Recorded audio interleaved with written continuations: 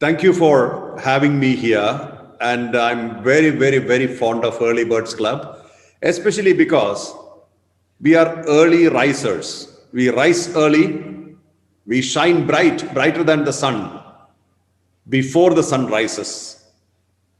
And we have a purpose.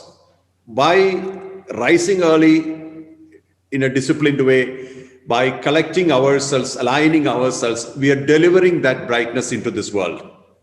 So this is a very, very important job, or it's an important mission, individual important mission. So because when you become bright, everybody gets more light.